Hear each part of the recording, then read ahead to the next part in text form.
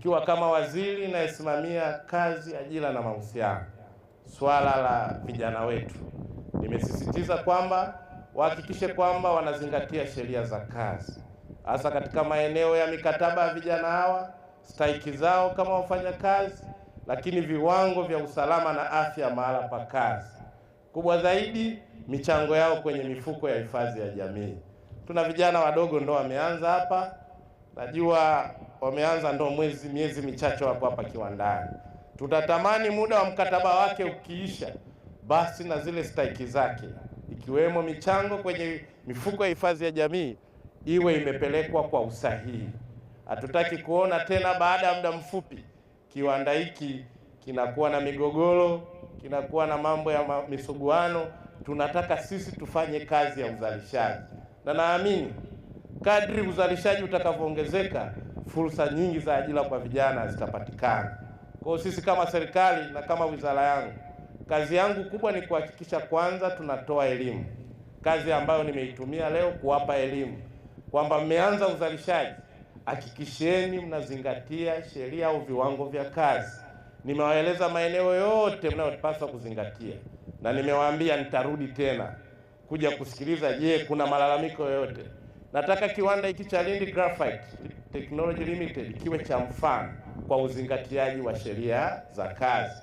Tunataka vijana hawa wajivunie, na kila kijana wa maeneo haya ya Lindi na sehemu nyingine atamani kuja kufanya kazi hapa, kwa sababu kwanza mnazingatia sheria za kazi, pili mnalinda usalama wao, na kubwa ambalo mnalifanya mlisimamie kwa ufasaha ni kuhakikisha wale wataalamu waliokuja wanawalisisha hawa vijana ujuzi.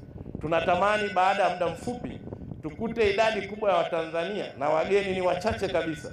Kiwanda hiki kinaendeshwa na vijana wa Kitanzania. Kwa Mheshimiwa Mkuu wa Wilaya, mimi yangu leo na ziara hii hapa ilikuwa ni kutoa elimu, kwa kuwa ndio kiwanda kipya na chenye matumaini makubwa kwa ndoto za Wanalindi, lakini ndoto za Watanzania, hasa vijana hawa ambao Mheshimiwa Rais katika ilani ya uchaguzi 2025-30 aliahidi tutawatengenezea ajira milioni 8, na safari ya kutengeneza ajira milioni 8 imeanza. Juzi nilikuwa Kilwa pale kwenye bandari yetu ya uvuvi, tayari tumetengeneza mfumo ambao utazalisha ajira kwa vijana, ajira 30,000 katika mnyororo mzima wa thamani. Leo hii hapa tumekuja kwenye kiwanda hiki, mambo ni mazuri, pia tutazalisha ajira. Hayo ndo maelekezo ya Mheshimiwa Daktari Samia Suluhu Hassan, na ndo maono yake, na ndo dira yetu ya 2050 nako tuelekeze. Changamoto ambazo zinatukabili humu ndani ni nyingi.